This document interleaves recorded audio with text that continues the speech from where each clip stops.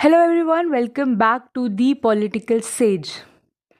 अगर आप किसी कॉम्पिटिटिव एग्ज़ाम की तैयारी कर रहे हैं या फिर पॉलिटिकल साइंस के स्टूडेंट हैं तो ये लेक्चर आपके लिए गोल्ड माइन होने वाला है। आज हम डेमोक्रेसी मतलब लोकतंत्र को डिटेल में समझने की कोशिश करेंगे, जिससे आपको डेमोक्रेसी बहुत अच्छी तरह से समझ आ जाए। सबसे पहले जब भी हम किसी कॉन्सेप्ट को लिखते हैं एग्ज़ाम में या समझते हैं तो हमें सबसे पहले उसको इंट्रोडक्शन को समझना होता है।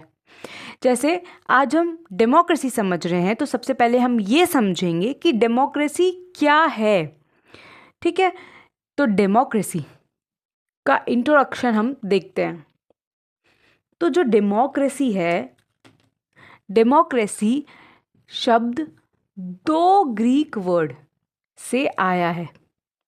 कौन कौन से दो वर्ड ग्रीक वर्ड से आया है डेमोक्रेसी? डेमोस, जिसका मतलब होता है लोग, पीपल, और क्रेटोस, जिसका मतलब होता है रूल, शासन। तो डेमोस और क्रेटोस मतलब रूल ऑफ द पीपल, लोगों का शासन। ठीक है, फेमस अगर डेफिनेशन देखें तो हमने बचपन से अब्राहम लिंकन की डेफिनेशन देखी है डेमोक्रेसी को लेकर। ये बहुत ही फेमस डेफिनेशन है। डेफिनेशन क्या है? Democracy is a government of the people, by the people and for the people. अगर सिंपल वर्ड्स में हम डेमोक्रेसी को समझें, क्या है डेमोक्रेसी? सिंपल वर्ड्स में हम डेमोक्रेसी को समझाते हैं तो ये एक ऐसा सिस्टम होता है।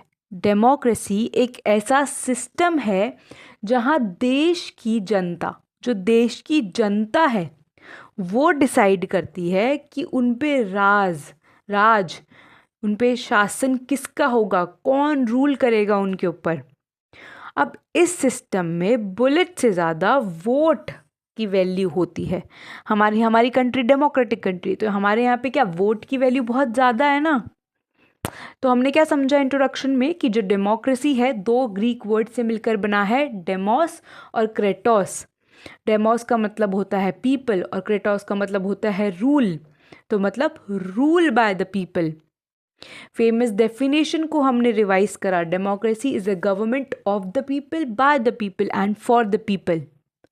सिंपल वर्ड्स में हमने ये देखा कि डेमोक्रेसी एक ऐसा सिस्टम है जहाँ पे जनता, जिस कंट्री की जनता डिसाइड करेगी, हम लोग डिसाइड करेंगे कि हम पे कौन राज्य करेगा, हम पे कौन रूल करेगा। हमारे वोट की कीमत बहुत ज़्यादा होती है। अब हम देखेंगे हिस्ट्री और इवोल्यूशन ऑफ डेमोक्रेसी। अब जो डेमोक्रेसी है, जो लोकतंत्र है, वो रातों रात तो आया नहीं। ठीक है, डेमोक्रेसी रातों रात तो नहीं हो गया कि अरे डेमोक्रेसी एक वर्ड है जो होती है। ठीक है, इसका सफ़र जो है वो बहुत पुराना है। एंशंट ग्रीस, एथेंस से हम इसको देख सकते हैं।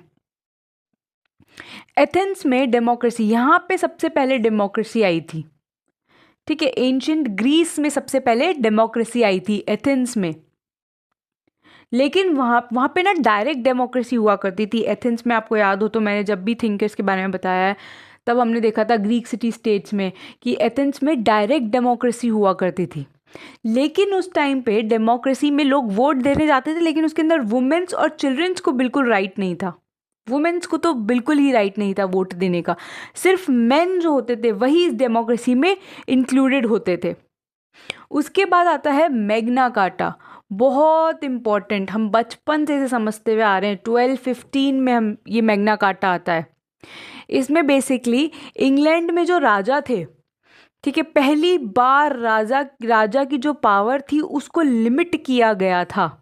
इंग्लैंड के राजा की पावर को लिमिट किया गया था मैग्ना कार्टा में। फिर फ्रेंच रिवॉल्यूशन देख सकते हैं हम 1789 में, जिसने लिबर्टी, इक्वालिटी, फ्रेटर्निटी जैसे नारे दिए। और मॉडर्न एरा में मतलब वर्ल्ड वॉर 2 के बाद ज़्यादातर जो देश है, बहुत सारी जो कंट्री है, वर्ल्ड वॉर सेकेंड के बाद बहुत सारी कंट्रीज़ जो है डेमोक्रेटिक कंट्री बन गई। डेमोक्रेसी अपना ली बहुत सारी कंट्रीज़ ने वर्ल्ड वॉर सेकेंड के बाद। तो ये जो डेमोक्रेसी है, ये जो लोकतंत्र है, ये रातों रात नहीं आया। हमने इसका इवोल्यूशन देखा कि कैसे पहले डायरेक्ट डेमोक्रेसी हुआ करती थी एंशिएंट ग्रीस में भी, जहाँ पे सिर्फ मेंस को राइट होता था उस डेमोक्रेसी में। फिर मैग्ना कार्टा जैसी चीज़ आई, फ्रेंच रिवॉल्यूशन आया। अब मॉडर्न एरा में वर्ल्ड वॉर सेकेंड के बाद देश ने डेमोक्रेसी को अपनाना, बहुत सारे देशों ने डेमोक्रेसी को अपनाना शुरू करा।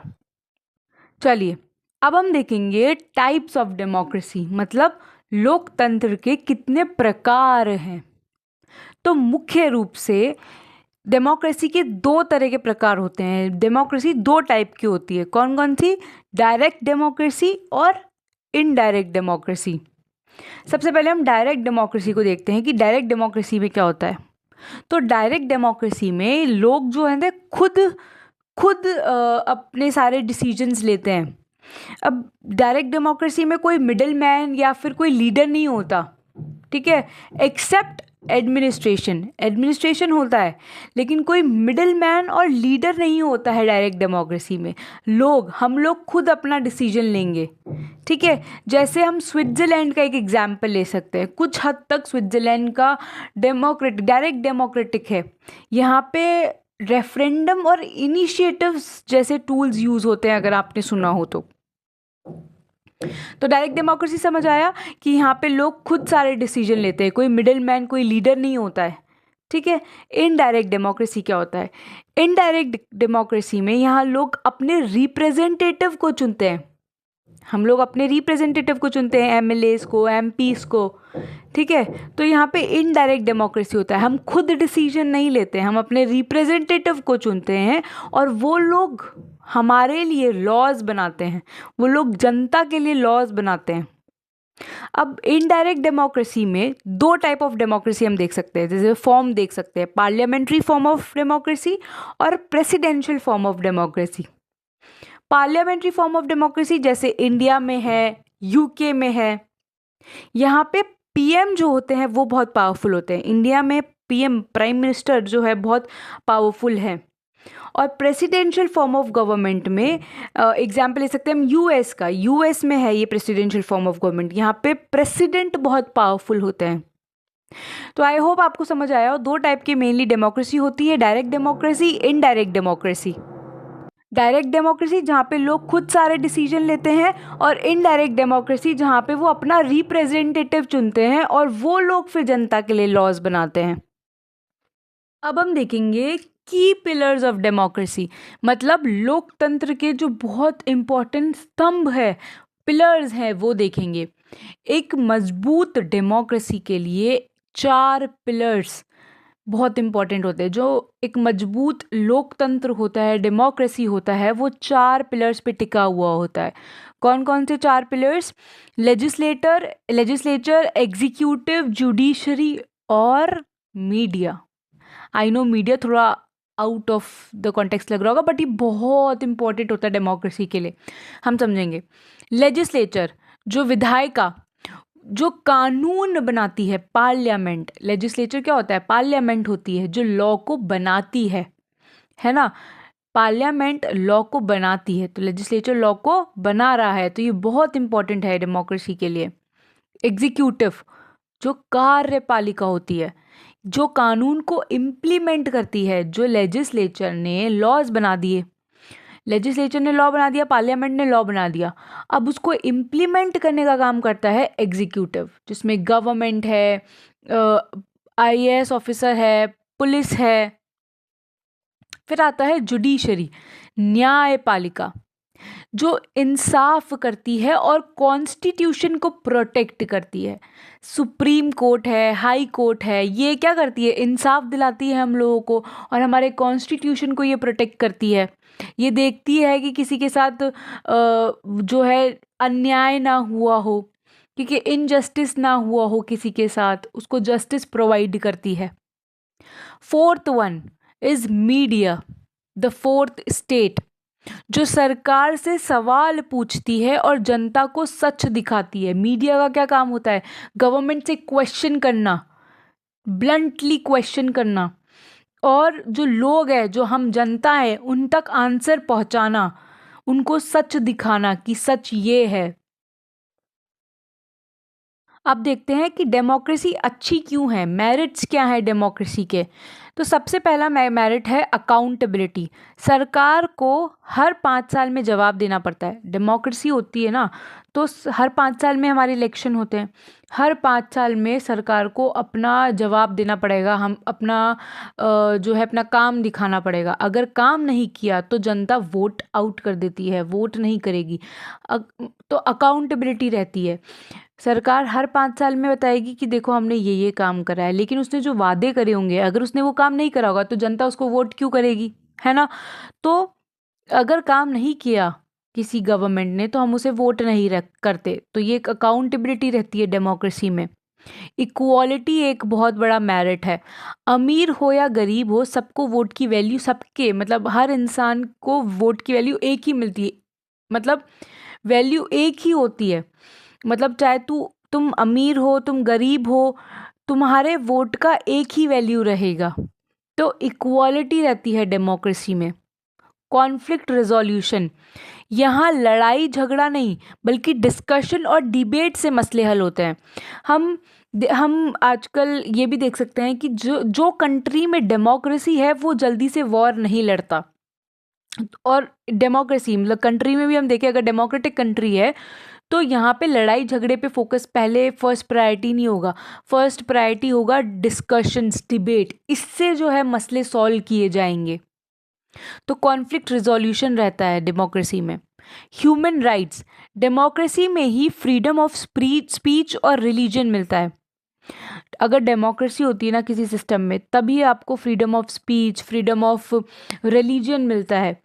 डिक्टेटरशिप में और इनमें अथॉरिटेरियन फॉर्म ऑफ गवर्नमेंट में थोड़ी मिलता है ये। डेमोक्रेसी में ही ह्यूमन राइट्स हम लोगों को प्रोवाइड किए जाते हैं। Freedom to speech, freedom to follow any religion हमको दिया जाता है। तो ये कुछ इम्पॉर्टेंट बहुत सारे मेरिट्स होते हैं। These are the most important one. Accountability रहती है, इक्वालिटी होती है, कॉन्फ्लिक्ट रिजोल्यूशन और ह्यूमन राइट्स होते हैं। अब हम देखते हैं डीमेरिट्स ऑफ डेमोक्रेसी। चलिए, coming forward to demerits of democracy, मतलब डेमोक्रेसी में कमियां क्या हैं, ऐसी क्या कमी है डेमोक्रेसी में।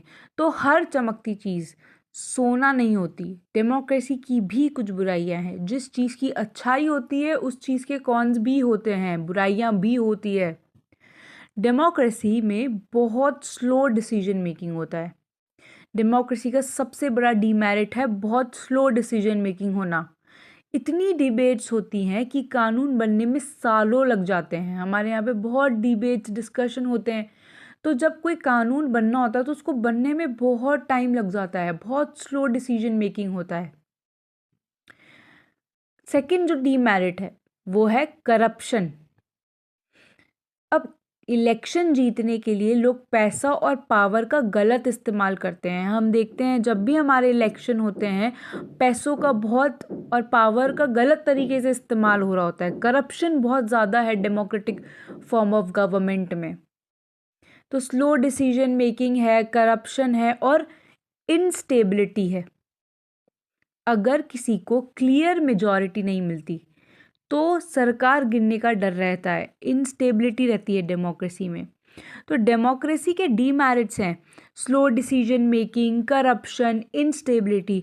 हर चीज़ जिसके मेरिट्स हों उसके डीमेरिट्स भी होते हैं। तो डेमोक्रेसी के भी डीमेरिट्स हैं। चैलेंजेस टू डेमोक्रेसी, आज के वक्त में डेमोक्रेसी के सामने बहुत सारी चुनौतियां हैं, बहुत बड़ी बड़ी चुनौतियां हैं। जो लोकतंत्र है आज के टाइम पे उसके सामने बहुत बड़ी बड़ी प्रॉब्लम्स हैं। जो मेन प्रॉब्लम्स हैं वो हम देखते हैं इलिटरेसी। ठीक है, जब जब लोग जो होते हैं, पीपल जो होते हैं, वो धर्म या जात के नाम पर वोट देते हैं तो डेवलपमेंट नहीं हो पाती। इलिटरेसी क्या होती है, लोग क्या करते हैं, इलिटरेसी जो इलिटरेट लोग होते हैं वो धर्म के नाम पर या फिर जात के नाम पर वोट कास्ट करते हैं। वो डेवलपमेंट के लिए नहीं करते हैं वोट, डेवलपमेंट पर नहीं बल्कि धर्म और जात के नाम पर वो वोट कर रहे हैं कि ये हमारी कास्ट का है हम इसे वोट करेंगे, हमारे धर्म का है हम इसे सपोर्ट करेंगे। तो जब लोग धर्म और जात के नाम पर वोट देते हैं डेवलपमेंट पर नहीं, तब इलिटरेसी होती है। वो इलिटरेसी बढ़ गई है आजकल। इकोनॉमिक इनइक्वालिटी, इकोनॉमिक इनइक्वालिटी समझ आ रहा है वर्ड, कि बहुत ज़्यादा अमीर और गरीब के बीच में जो गैप है वो बढ़ती जाती है। ठीक है, जब अमीर और गरीब की जो बीच का गैप है वो बढ़ता जाता है, इकोनॉमिक इनइक्वालिटी आ जाती है।